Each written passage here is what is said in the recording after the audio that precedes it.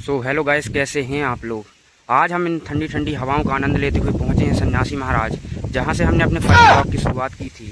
तो भाई साहब, हम अपने नानी के यहाँ से कल ही आए हैं वापस, लेकिन अपन यहाँ देख सकते हैं कि बहुत ज़्यादा तबाही सी मची हुई थी, क्योंकि 2-3 दिन पहले यहाँ पर बहुत तगड़ा वाला तूफान आया था, जिस कारण से आप लोग देख सकते हैं कि बहुत सारे पेड़ गिर गए हैं और मंदिर का भी काफ़ी नुकसान हो गया है। हम लोग के भी एरिया में बहुत ज़्यादा पेड़ गिर चुके थे। हम लोग के इवन मोहल्ले में 3 पेड़ गिर गए थे, जिस वजह से रास्ता ही ब्लॉक हो गया था। फिलहाल अब क्या ही कर सकते हैं, प्रकृति के आगे किसी की नहीं चलती। ये हैं हमारे हनुमान जी महाराज, जिनकी कृपा से ज़्यादा नुकसान नहीं होता है मंदिर को। तो आज है भाई साहब पूर्णमासी, जिस वजह से हम आए हुए हैं मंदिर में प्रसाद चढ़ाने के लिए, लेकिन बहुत तगड़ी वाली आज हवा भी चल रही है, जिस वजह से आज नॉइज़ थोड़ी सी कम रहेगी, इसलिए आप लोग मैनेज कर सकते हैं। फ़िलहाल हम देखते हैं कि मंदिर में घूम कर कि यहाँ पर भाई साहब मंदिर फ़िलहाल बंद पड़े हुए हैं, क्योंकि लगता है कोई नहीं है अभी, और पेड़ पौधे भी बहुत ज़्यादा गिर चुके हैं। फ़िलहाल मंदिर तो सारे बंद पड़े हैं, लेकिन हमने अपना काम कर दिया है प्रसाद चढ़ाने का।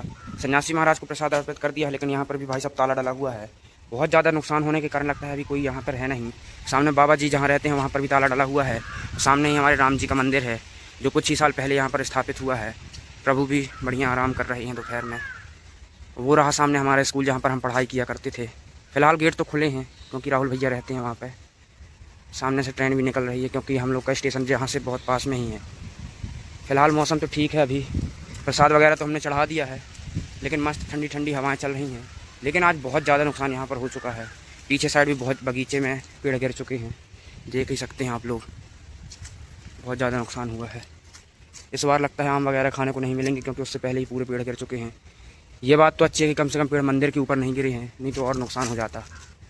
चलिए आपको अपना स्कूल भी दिखाते हैं, क्योंकि वहाँ पर भी अपन को देखना है। सुनने में मिला था कि शायद टीन वगैरह उड़ गई हैं हमारे स्कूल की, इसलिए अपन चलते हैं, देखते हैं वहाँ पर क्या है। ये रहा हमारा शाही वाहन, जिसमें सवार होकर हम पहुँचे थे यहाँ पर। फ़िलहाल इसको यहीं पर छोड़ देते हैं, प्रसाद टांग देते हैं इसमें, चप्पल वगैरह पहनकर फिर निकलते हैं अपन घूमने के लिए। हमको सुनने में मिला था कि स्कूल के टीन वगैरह उड़ गए हैं। ये रहा हमारा गवर्नमेंट स्कूल, जहाँ पर हमने 9वीं से 12वीं तक पढ़ाई की है। ये रहा अपना स्कूल।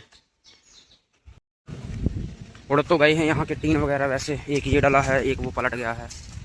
ये हवा फालतू नुकसान करके चली जाती है। ये है अपना स्कूल, जो कि फ़िलहाल अभी बंद है छुट्टियों के कारण। अब घर में बता दिया जाएगा कि टीन वगैरह उड़ गए हैं, इसलिए उसमें को कसवाना पड़ेगा। ये सामने से गौ माता आ रहा है। ये वाले स्कूल के अंदर भी चलते अपन, लेकिन कोई फ़ायदा नहीं है, क्योंकि वो भी बंद ही पड़ा होगा अभी। कोई ना होगा वहाँ पर, नहीं घुमा देते आप लोगों को। वैसे फ़िलहाल अभी हमको बंदी भी जाना है, क्योंकि हमको कुछ सामान लेना है।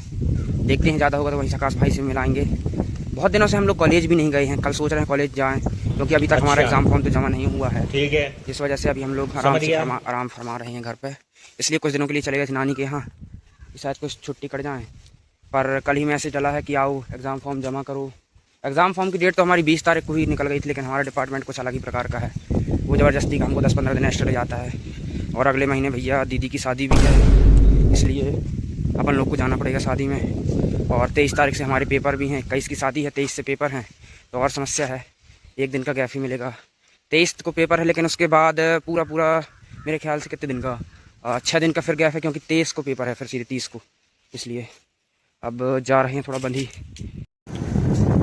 भाई साहब उठा लिए अपने शाही वाहन को, निकल रहे हैं सीधा बंदी के लिए। पेपर तो वैसे हमारे 23 तारीख से हैं डिप्लोमा के, लेकिन 4 तारीख को हमारा एक पेपर और है अग्निवीर का, जो कि ग्लोबल में है, जबलपुर में, तो हमको वहाँ भी जाना पड़ेगा। अभी जब तक हम मंदिर में थे तो पूरी तरह से छाया थी, लेकिन अब बहुत तेज़ धूप हो गई। गेट खुला हुआ था, तो हम सोचे सबसे पहले आकाश भाई से मिल लिया जाए, इसलिए निकल जाते हैं उन्हीं के घर तक। तो हम आ चुके हैं पंकज सोनी जी के यहाँ। ये हमारे सोनी जी, ये गौ माता, लेकिन ये बहुत शर्मा रहे हैं, कैमरा के सामने आ रहे थे। नहीं, अब गेट खोल के मत आओ, तुम यहीं रहो, तुम हमारे साथ बैठो, अपन आकाश भाई के यहाँ चलेंगे, बैठो हमारे साथ, चप्पल पहन के दौड़ के। बहुत शर्माते हैं हमारे सोनी जी, ये उनकी गैया बैठी है। अब हम सोनी जी को भी बिठा लिए हैं अपने शाही वाहन में, निकल रहे हैं आकाश भाई के यहाँ, जिनका घर ज़्यादा दूर तो नहीं है, फिलहाल थोड़ी सी दूर है, गाड़ी बहुत है, 17 को नहीं दिखाएंगे। ये आकाश भाई हमारे, जो अंगड़ाइयाँ ले रहे हैं, क्या पता नहाए हैं आपकी नहीं, तो कहाँ जा रहे हो आप? क्या घर में आपके कोई नहीं है क्या? अरे मैं ब्लॉग बना रहा हूँ ना। ये आकाश भाई का खूबसूरत सा घर, ये इनकी गाड़ी। फिलहाल नहाए नहीं है, बहुत बड़ा एरिया है भैया, एक तो शादी हो जाए इनके घर में, मैरिज गार्डन बुक हो जाएगा। फिलहाल पेड़ पौधे सूख गए हैं आपके यहाँ के, क्यों पानी वगैरह नहीं देते हो क्या इनको? डीओजी साहब कहाँ गए आपके? अच्छा, गाड़ी के नीचे डीओजी साहब हैं, बुलाइए थोड़ा उनको मिलवाएं। ये ब्लैक कमांडो डीओजी साहब जो कि आराम फरमा रहे हैं गाड़ी के नीचे। एक ये है ब्लैक कमांडो, इनके यहाँ भी डीओजी साहब बहुत हैं। एक ये हमारे ब्लैक कमांडो जो कि बिल्कुल फुल मैच खा रहे हैं इनसे। बस भाई क्या आप हमारे साथ कल चलोगे जबलपुर? कपड़ा लेने तो जाना है मेरे को। सोनी जी तुम चलो। अरे वाटर पार्क तो ठीक ही ठाक है, अरे उसकी टेंशन नहीं है, पर देखते हैं अभी क्या होता है क्या नहीं। फिलहाल यहाँ का मानसून बहुत तगड़ा वाला मस्त है। वहाँ से कुछ दूर पर सड़े दंत मतलब कि हमारे सतव्रत दवे जी भी रहती हैं। बुलाया जा सतव्रत दवे जी को फ़ोन करके, बुलाओ उसको भी। क्या अब यहीं पहुंचकर हमारा कुछ अलग ही प्लान बनने वाला है, क्योंकि जानू भाई हमको लेके जा रहे हैं कहीं घुमाने साइडार की तरफ। ये बिन नहाए इंसान जिनके साथ हमें जाने का मौका मिलेगा। अब हमारी शाही वाहन को अंदर लगा दिए गए और ये बड़े वाले शाही वाहन से हम लोग जाएंगे साइडार के लिए। तो भाई लोग अपन लोग अब निकल चुके हैं शाही वाहन में आकाश भाई के सवार होकर साइडार घूमने के लिए, क्योंकि आकाश भाई का कहना कि मानसून बहुत बढ़िया है मौसम, इसलिए यहाँ से भाई सब तगड़ा वाला पानी आ रहा है। लेकिन उसको चीरहरण करते हुए हम लोग निकल रहे हैं ये सोनी जी के साथ। यहाँ आते ही हम लोग का प्लान ही बदल जाता है। तो सामने जो जंगल दिख रहा है वही साइडार वाला जंगल पूरा फैला हुआ है चारों तरफ। अब निकल रहे हैं। सतरत भाई को बुलाए थे लेकिन वो किसी कारणवश नहीं आ पाए हैं, इसलिए हम निकल रहे हैं। वहीं पहुँच के आपको दिखा रहे हैं। अभी आए हैं समोसा की दुकान पर, ये जानू भाई हाथ में लेके समोसा। अब निकल रहे हैं इन वादियों का आनंद लेते हुए हम लोग साइडार के जंगल के लिए। बढ़िया देखते हैं वहाँ भी भाई साहब बहुत तगड़े वाले, चाहे पेड़ गिरे हों, क्योंकि तूफान चला था। अब देखते हैं